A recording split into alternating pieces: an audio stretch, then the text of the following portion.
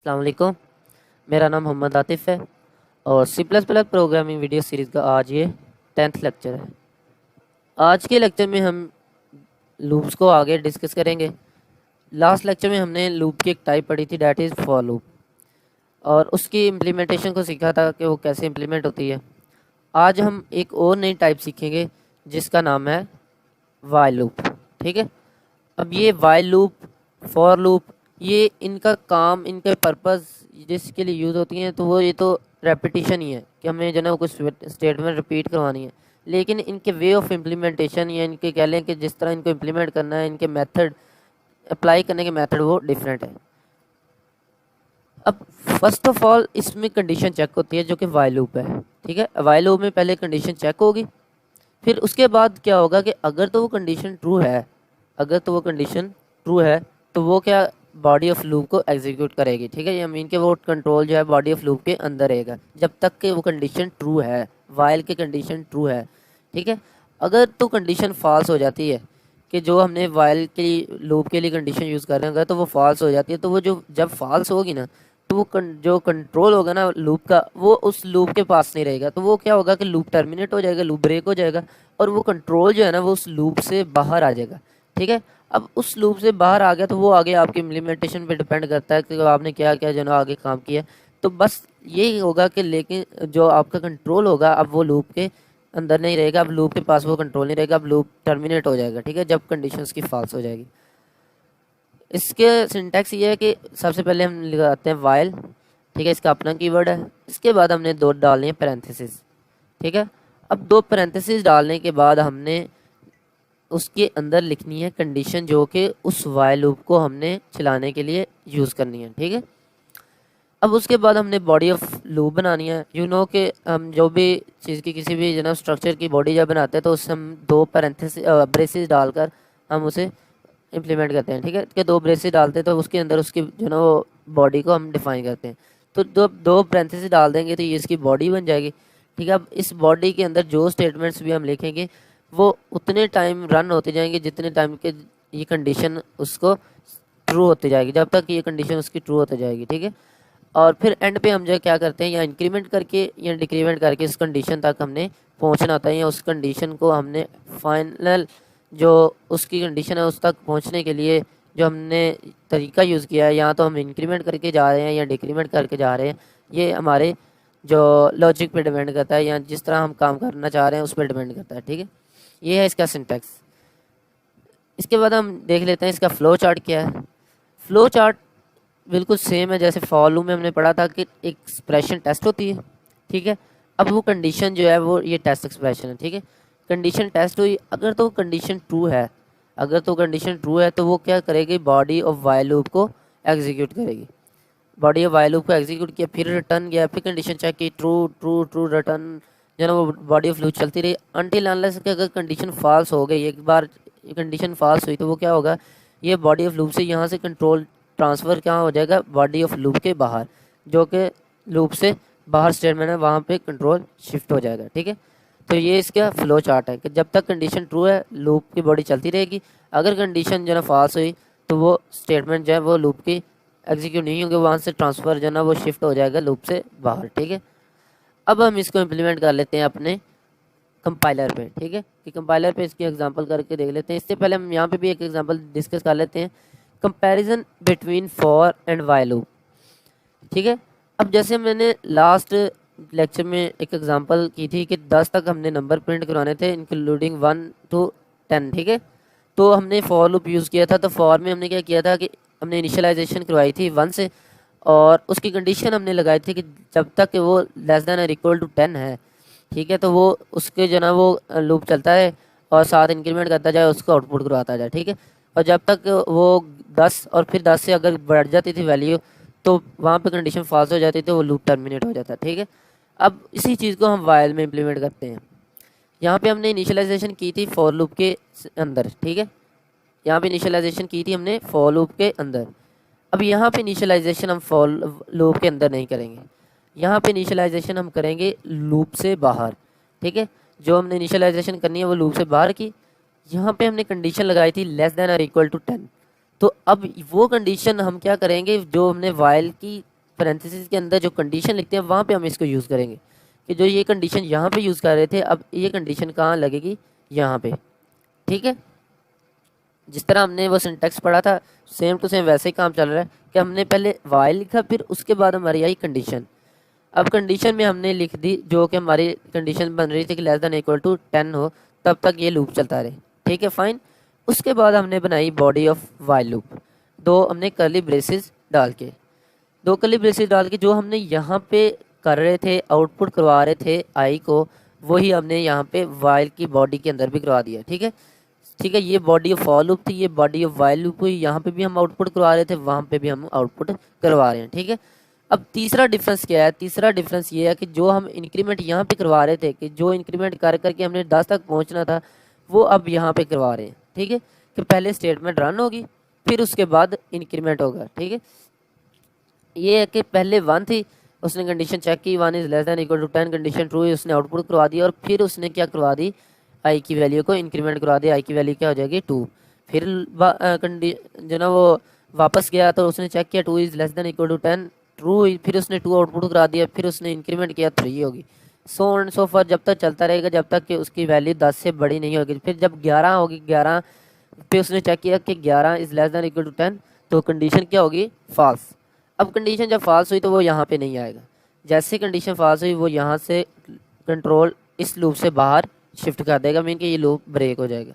ठीक है, तो ये था वाइल लूप और इनमें मैंने आपको कंपैरिजन करके दिखा दिया कि मेन डिफरेंस क्या है। जहाँ पे हम इनिशियलाइजेशन जो फॉर लूप के अंदर करते थे वो आप बाहर करेंगे, इसके अलावा हम कंडीशन यूज़ करते थे फॉर लूप के अंदर ही 7 कंडीशन, वो अब हम कंडीशन वाइल के अंदर यूज़ करेंगे। और जो हम इंक्रीमेंट कर रहे थे वो हम क्या करेंगे अब वाइल के एंड पे करेंगे। ठीक है, तो ये था इनमें बेसिक डिफरेंस। अब चलते हैं हम कंपाइलर पे ऊपर और वहाँ पे एग्जांपल्स को करके देखते हैं। अब उस एग्जांपल को हम यहाँ पर रिपीट करते हैं ताकि हमारा जो एग्जांपल्स के थ्रू जो हम लर्न करेंगे या एग्जांपल के थ्रू हमारा जो उस कंसेप्ट के ऊपर ग्रिप हो जाएगी वो अच्छी खासी हो जाए। तो हम एग्जांपल पहले कर लेते हैं कि मैंने करना है कि 1 to 10 नंबर्स रिपीट करवाने हैं। ठीक है, या आउटपुट कह लें करवाने हैं। ठीक है, अब मैं क्या करूँगा, मुझे 1 से 10 तक चाहिए तो मैं पहले इनिशियलाइजेशन करवा लूँगा कि मुझे 1 से 10 तक अगर नंबर चाहिए तो डेफिनेटली मुझे पहले इनिशियलाइजेशन कहाँ से करनी पड़ेगी, 1 से। ठीक है, तो मैं क्या करूँगा, int I is equal to 1। ठीक है, अब मैंने इसको 1 से इनिशियलाइज करवा ली। अब मैंने यूज़ की वाइल और उसके बाद मैंने 2 पैरेंथेसिस डाली और उसके बाद मैंने बना दी बॉडी।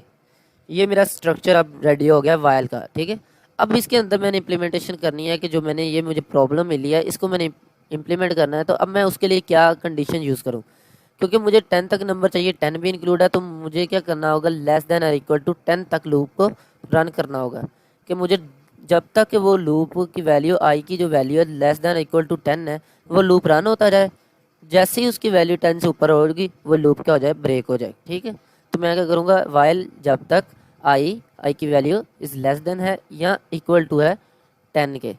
ठीक है, जब तक कि आई की वैल्यू लेस देन है या इक्वल टू है 10 के तो वो लूप चलता रहे और साथ साथ क्या करता जाए, आई प्लस प्लस मीन के इंक्रीमेंट करता जाए उसमें कि अब आई की वैल्यू 1 होगी, फिर कंडीशन चेक होगी ट्रू, अब फिर आई की वैल्यू इंक्रीमेंट हुई 2, फिर 2 फिर चेक हुई, फिर 3 4 5 6, अब इंक्रीमेंट यहाँ पे होता जाएगा। ठीक है, अब इसको हम आउटपुट भी साथ करवा के देख लेते हैं, सी आउट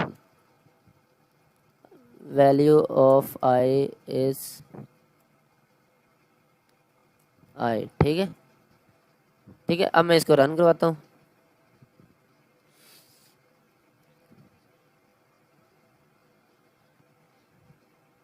ठीक है, आपके सामने शो हो रहा है वैल्यू 5 1 2 3 4 5 6 7 8 9 एंड 10।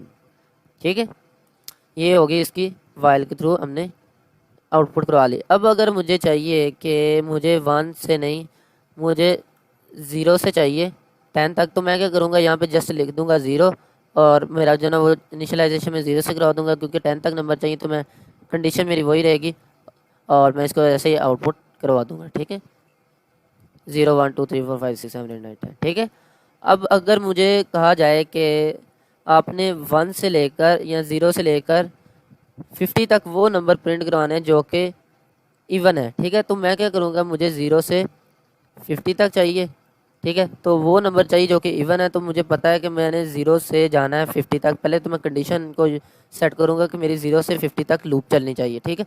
सबसे पहले हमारी इनिशियलाइजेशन और कंडीशन जो है वो लूप की सेट होनी चाहिए। अब उसके बाद हम इम्प्लीमेंटेशन पे जाएंगे। अब हमारे में पता है कि 0 से शुरू हो रहा है और 0 ये कंडीशन लगी है लेस दैन इक्वल टू 50।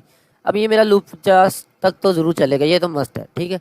अब इसके अंदर मेरी कंडीशन जो है वो लॉजिक है कि मुझे वो नंबर चाहिए जो कि इवन है, ठीक है। तो मैं क्या करूँगा, क्योंकि नंबर जो इवन की हमें पता है लॉजिक है, उसका मॉडुलस 2 से ले इक्वल टू 0 आ जाए तो वो नंबर इवन होता है, ठीक है।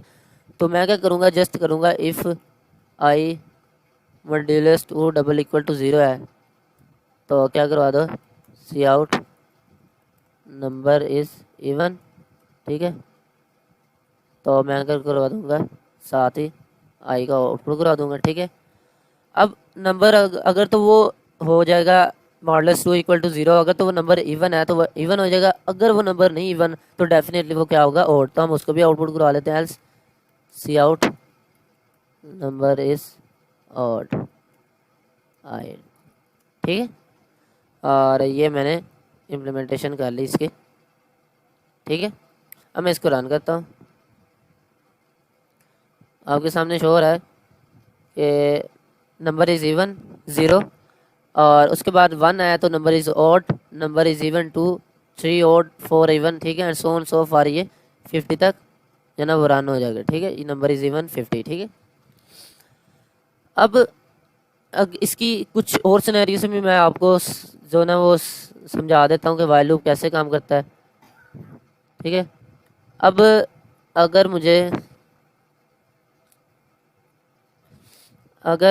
एक प्रॉब्लम दी जाए कि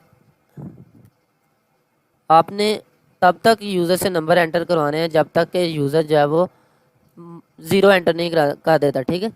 एंटर नंबर अनटिल यूज़र, या कह लेंगे input number until user enter 0, ठीक है। जब तक यूज़र 0 एंटर नहीं कर देता तब तक नंबर वो एंटर करता जाए, ठीक है। तो ये अगर मेरे पास प्रॉब्लम आ जाए तो उसमें मुझे कैसा जो ना स्ट्रक्चर यूज़ करना। फॉर लूप तो हम इसमें यूज़ नहीं कर सकते। अब दूसरी ये सुनिएगा, फॉर लूप हम इसमें इसलिए नहीं यूज़ कर सकते क्योंकि हमें नंबर ऑफ़ आइट्रेशन का पता नहीं है। नंबर ऑफ़ आइट्रेशन का हमें पता नहीं है कि कितनी आइट्रेशन हो सकती है। इसमें 10 भी हो सकती है, 20, 1, 2 कितनी भी हो सकती हैं, लेकिन इसमें हमें नंबर ऑफ़ आइट्रेशन फिक्स्ड नहीं है। तो ये तो डेफिनेटली हमें पता चल गया कि यहाँ पे फॉर लूप यूज़ नहीं होगा। तो अब इसके बाद क्या ऑप्शन बचती है, इसके बाद हमें ऑप्शन बचती है वाइल लूप की, ठीक है। तब वाइल ही ऐसा लूप है जिसके अंदर हमें नंबर ऑफ़ आइट्रेशन जब नहीं पता तो हम इस लूप को इम्प्लीमेंट कर सकते हैं। कैसे करेंगे कि हम लिखेंगे, पहले हम ले लेते हैं एक वेरिएबल इंटीजर नंबर के नाम से, ठीक है। अब उसके बाद इफ़ हम यूज़ करेंगे कि वाइल ट्रू, ठीक है। अब ट्रू मैंने क्यों लिखा, अब ट्रू एक ऐसी बूलियन वैल्यू है जब तक ये, क्योंकि ये ट्रू है तो ट्रू में कोई ऐसी फॉल्स वाली बात नहीं आती। तो ये जब तक हमें पता है कि लूप कब तक चलता रहता है, जब तक कि ये वाइल की कंडीशन क्या होती रहती है, ट्रू होती रहती है। तो अब हमने लिखा है ट्रू, ठीक है। तो ये क्या होगा कि वाइल उसे कंडीशन मिली ट्रू तो वो इस बॉडी के अंदर आएगा और इस बॉडी के अंदर जो भी स्टेटमेंट्स होंगे उन्हें रन करता जाएगा, ठीक है। अब मैं इसको एक बार आपको इम्प्लीमेंट करा के दिखाता हूँ। Cout this loop will run infinite, ठीक है, एंड ठीक है। अब मैं इसको रन करता हूँ थोड़ा। अब ये देखें ये रन होता जा रहा है। तो ये लूप क्या होगी, इनफाइनाइट लूप होगी। अब ये लूप कहीं भी जाकर ब्रेक नहीं होगी क्योंकि इसकी कंडीशन हमेशा ट्रू ही मिलती जा रही है। इसको कोई फॉल्स वैल्यू तो मिल ही नहीं रही, ठीक है। इसके लिए कोई फॉल्स वैल्यू रिटर्न हो ही नहीं रही। तो अब ये इसलिए हमें यहाँ पे कौन से ये लूप यूज़ करना पड़ रहा है, वाइल का लूप, ठीक है। अब क्या मैं करूँगा कि वाइल के ट्रू जब तक कंडीशन ट्रू है लूप चलता रहे और इनपुट क्या करवाया, नंबर, ठीक है। अब उसने नंबर इनपुट करवाया। If number double equal to 0 है, ठीक है, तो वो क्या करे, जब अगर तो नंबर इक्वल टू 0 उसने यूज़र ने एंटर कर दिया तो लूप को क्या कर दे, ब्रेक करवा दे। अब ये ब्रेक एक ऐसा कीवर्ड है जो कि use to break the loop, ठीक है। ये लूप को ब्रेक करने के लिए यूज़ होता है, ठीक है। अगर तो उसने नंबर 0 नहीं इनपुट करवाया तो वो क्या करवा दे, एल्स क्या करवा दे, सी आउट क्या करवा दे, नंबर, ठीक है। ये था वाइल ट्रू, जब तक कंडीशन ट्रू है, ठीक है। अब क्योंकि यहाँ पे कोई फॉल्स उसको कंडीशन मिल ही नहीं रही, यहाँ पे हमारी कोई कंडीशन फॉल्स है ही नहीं, तो वो लूप चलता रहेगा। अब इसके अंदर हमने यूज़ किया कि अगर तो यूज़र ने पहले यूज़र नंबर एंटर करवाता है, अगर तो यूज़र ने नंबर एंटर करवाया 0, तो वो उस लूप को क्या कर देगा, ब्रेक कर देगा। जैसे ही ब्रेक करेगा ये लूप खत्म हो जाएगी, टर्मिनेट हो जाएगी और कंट्रोल हमारा लूप से बाहर आ जाएगा। अगर उसने नंबर 0 नहीं करवाया तो वो क्या करवा देगा, नंबर को आउटपुट करवा देगा, ठीक है। अब मैं इसको रन करके देखता हूँ।